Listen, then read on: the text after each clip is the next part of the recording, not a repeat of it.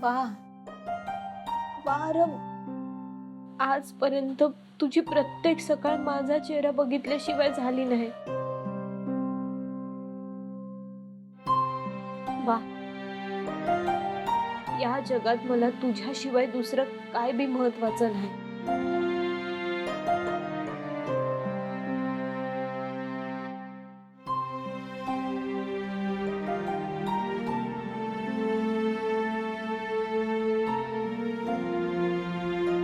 मला तुमच्याशी थोडं बोलायचं होतं. काय बोलायचंय? इथं नको, थोडं आडोशाला जाऊन बोलूया.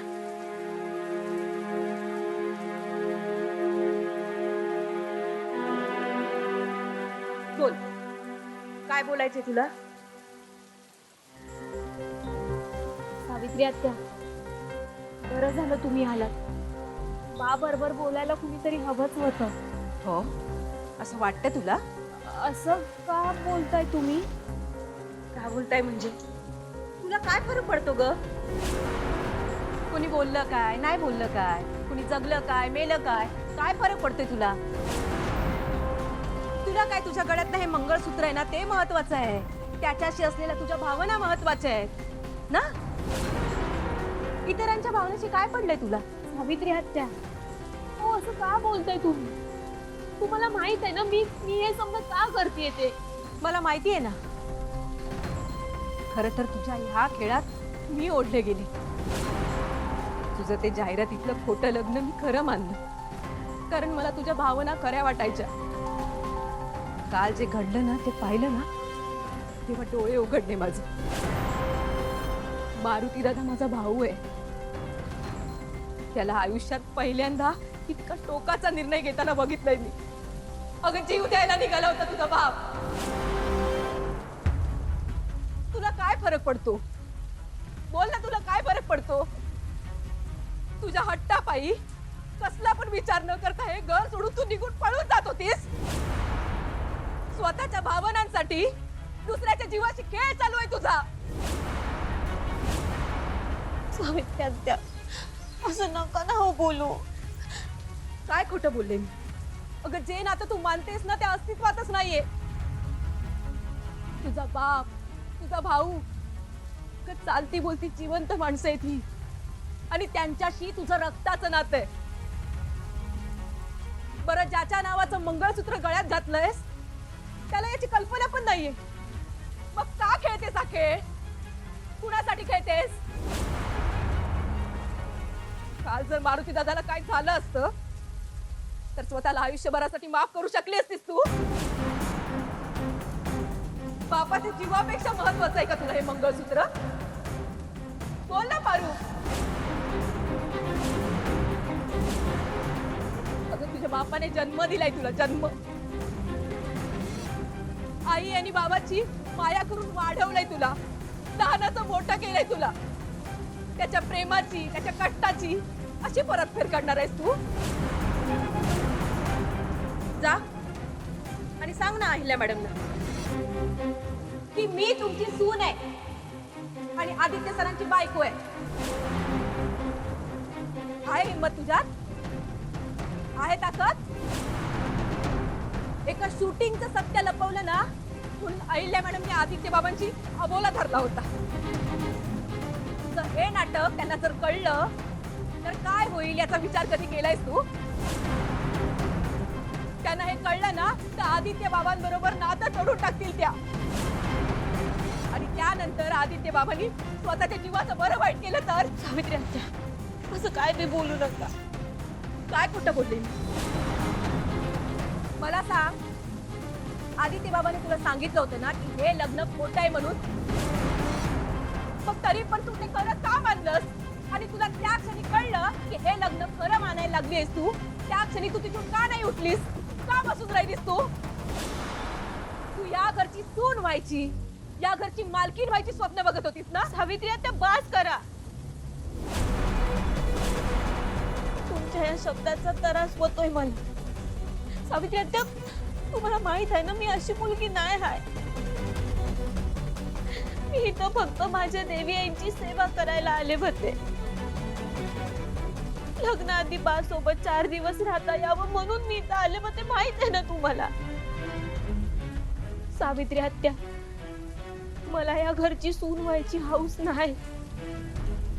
यांचे दागदागिने, पैसा, अधिकार, मान सन्मान काय बी नको आहे मला. आत्या, हे माझ्या भाग्यात होतं म्हणून हे मंगळसूत्र माझ्या गळ्यात आलंय. आणि ते नातं मी मनापासून स्वीकारलंय. हे जगच काय, आदित्य सर बी हे नातं कधी बी स्वीकारणार नाही. आणि सावित्री आत्या, हे मंगळसूत्रही एकदा मी गळ्यातनं काढण्याचा प्रयत्न केला होता, पण आदित्य सरांच्या जीवावर बेतलं म्हणून मी हे मंगळसूत्र. फारुख, बस करा तुझा हा खोटारडेपणा आणि तुझी खोटी कारणं. शी, तुला ना बघितलं ना तरी किळस येते मला. आता हे नवीन नाटक काय सुरू केलंयस तू? हे नाता खोटं, हे मंगळसूत्र खोटं, आदित्य बाबांवर संकट येईल असं वाटतं तुला? आता हे सांगून घाबरवणार आहेस का तू त्यांना? आणि तुला काय वाटतं ग, अहिल्या मॅडम तुझ्यावर विश्वास ठेवतील? आणि तुला जर वाटत असेल की तुझ्या या नाटकामुळे अहिल्या मॅडम नाईलाजाने का होईना आदित्य बाबा बरोबर तुझं लग्न लावून देतील, तर गैरसमज आहे तुझा. ज्या क्षणी त्यांना कळेल ना, त्या दिवशी तुझा जीव घ्यायला पण कमी करणार नाहीत त्या.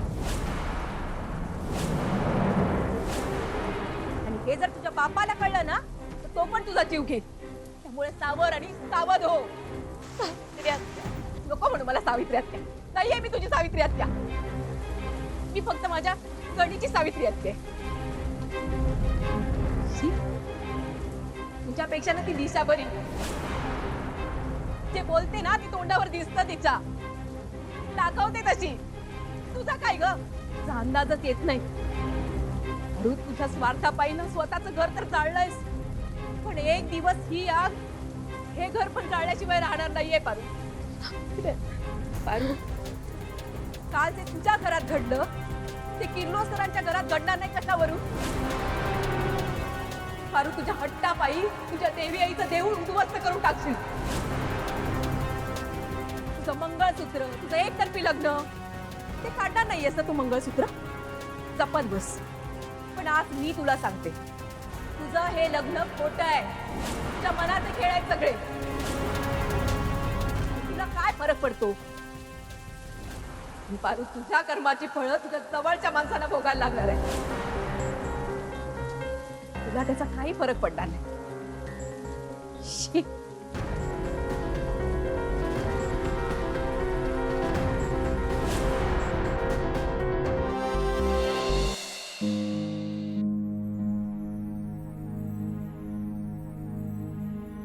मी तुला वचन देते, मी समद ठीक करेन. पारब, तुझ्या जीवाची किंमत देऊन मला स्वर्ग जरी मिळाला तरी काय उपयोग आहे? मला फक्त एक संधी दे. यानंतर तुझ्याकडे तक्रारीला कुठं बी जागा राहणार नाही. ज्या गोष्टींमुळे हे समज होतंय ना, ती गोष्टच मी आज संपवणार आहे.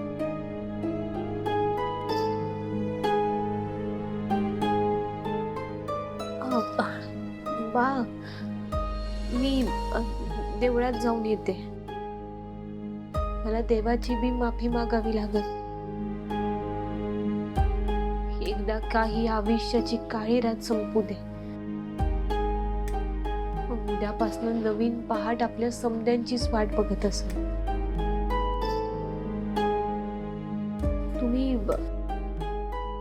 तुम्ही आवरून खाऊन घ्या. मी देवळात जाऊन आले.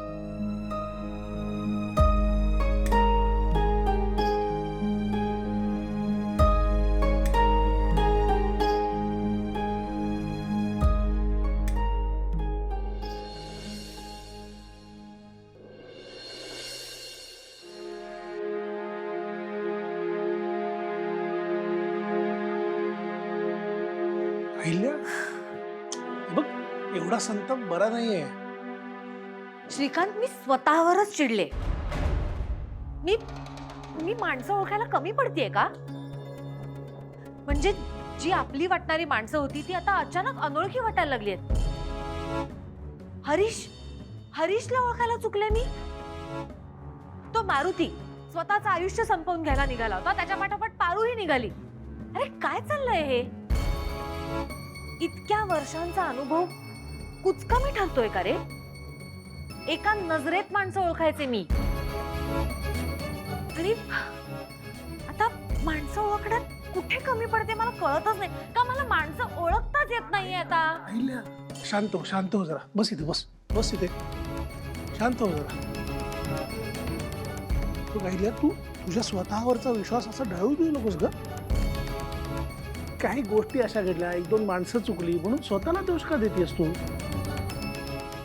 हे बघ, माझी खात्री आहे तू कधीही चुकणार नाहीस, आणि यावेळीही चुकलेली नाहीयेस.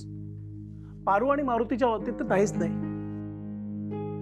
अगं, मारुतीनं अख्खं आयुष्य घालवलंय आपल्या घरासाठी, आणि त्याचेच संस्कार आहेत ना पारूवर. माझी खात्री आहे पारू इतकी बेजबाबदार मुलगी अजिबात नाहीये. ती स्वतःच्या आधी दुसऱ्यांचा विचार करणारी मुलगी आहे. हा, आता सगळीकडे धुकं साठलंय त्यामुळे काही गोष्टी नजरेला येत नाहीत आपल्या. काही गोष्टी अशाही असतील की आपल्याला माहीतही नसतील त्या. पण जेव्हा हे दुःख सरेल त्यावेळेला सत्य आपल्या समोर येईलच ना, आणि त्यावेळेला तुझ्या लक्षात येईल की या माणसांवरचा तुझा विश्वास सार्थ होता.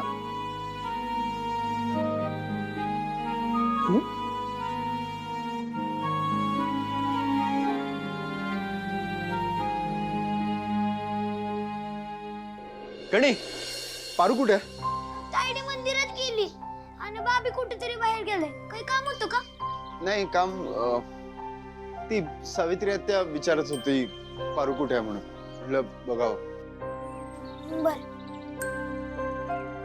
मंदिरात तर मंदिरात लवकरात लवकर पारूला गाठून तिच्याशी बोललं पाहिजे. तिच्या वागण्यामागचं कारण कळलं की मगच सगळं चित्र स्पष्ट होईल.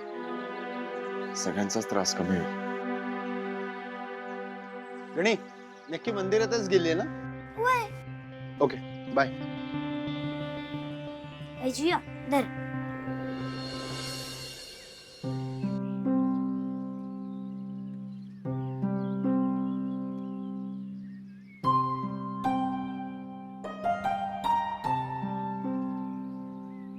देवा, तूच एक आसरा होतास, पण तू बी माझ्या बरोबर असं वागलास का? मी आदित्य सरांना माझा नवरा मानलं म्हणून मी हरीश सरांबरोबर लगीन करायचं टाळलं, पण म्हणून त्याची एवढी मोठी किंमत? माझा बा जीव द्यायला निघाला होता. स्वतःच्या बापाच्या जीवावर उठलेली पोरगी म्हणून मला माझी ओळख नाही ठेवायची.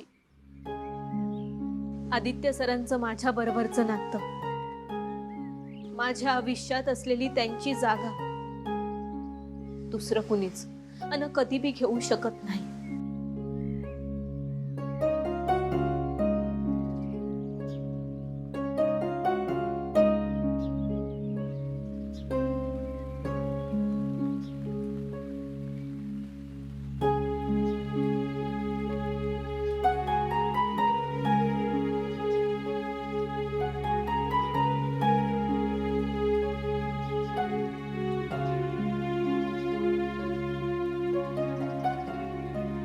जे काय पाहिजे ते तुम्ही त्या देवाकडेच मागा. शेवटी देणारा तोच. ती एक परडी द्या ना. आज मी पण त्याला सांगून आले होते की माझी परडी लवकरात लवकर कोणीतरी विकत घ्यावी, आणि ती तुम्ही घेतली.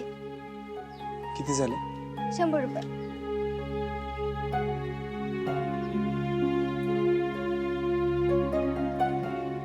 थँक्यू. वेलकम.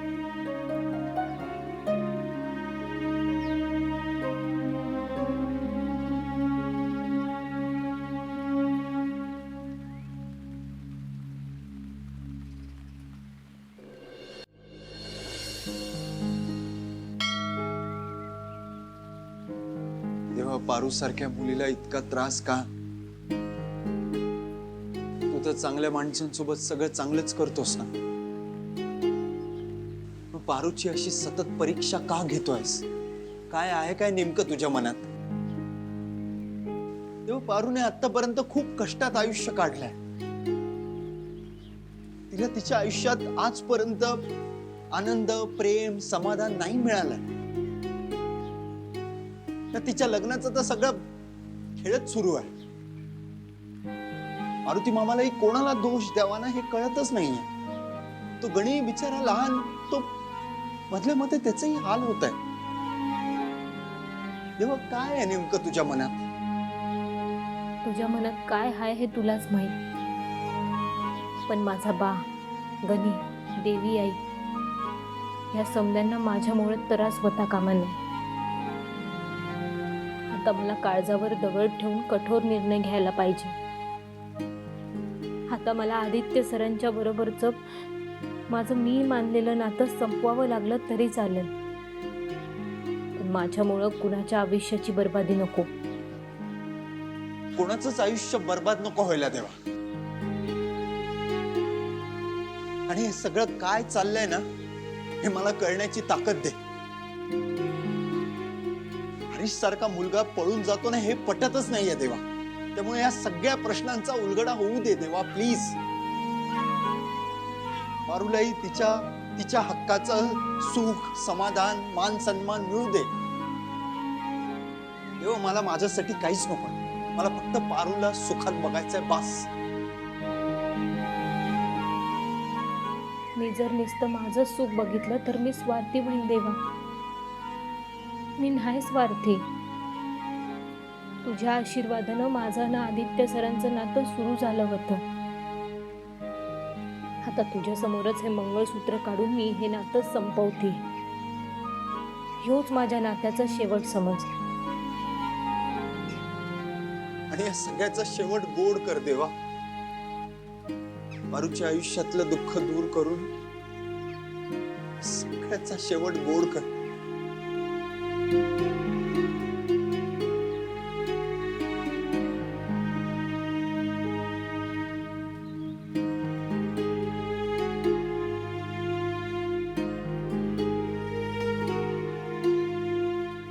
खऱ्या मनानं मागितलंस तर देव नक्की ऐकतो. फक्त विश्वास ठेव.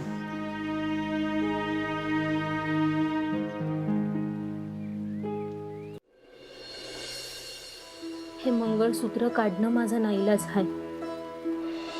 जरी नावाला हे मंगळसूत्र मी गळ्यातनं काढत असलं तरी आदित्य सरांबद्दलच्या माझ्या भावना अजूनही तशाच आहेत.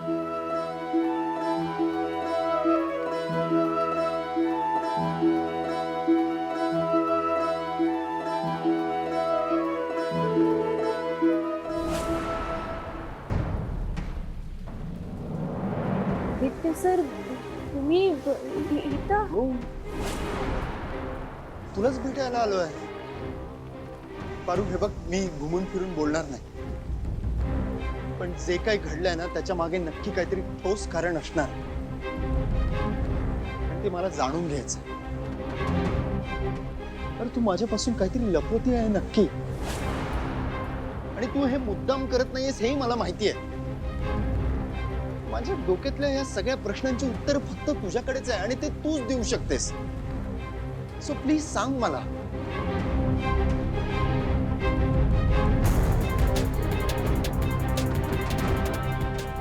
आदित्य सर, ग्रहण लागल्यासारखं झालं होतं.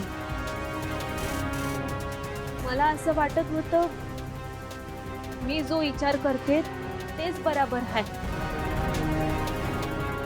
माझ्या स्वप्नात होते मी, पण मला माझी चूक कळली आहे सर. ग्रहण सुटायला लागले. मी माझ्या समध्या चुका सुधारल्या. पण सर, ते सुधारण्यासाठी मी मी मी जे काय भी करणार आहे ते बरोबर आहे का चूक मला नाही माहिती. पारू, काय करणार आहेस? काय बोलतीयस तू? ते मी नाही सांगू शकत. पारू, मी मित्र आहे तुझा. मित्रांपासून गोष्टी लपवायच्या नसतात यार. तू प्लीज तुझ्या मनातलं जे काही असेल ते मला सांगून टाक एकदाच, आणि काय ते ग्रहण वगैरे ते संपून टाक.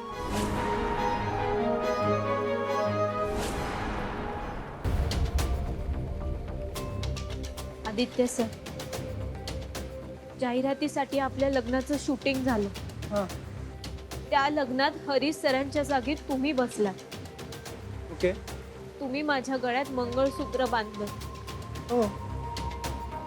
त्या विधी, ते फेरे, ती वचनं, त्या समध्या गोष्टी मी खऱ्या मानल्या. आणि तवापासून ते मंगळसूत्र माझ्या गळ्यात आहे.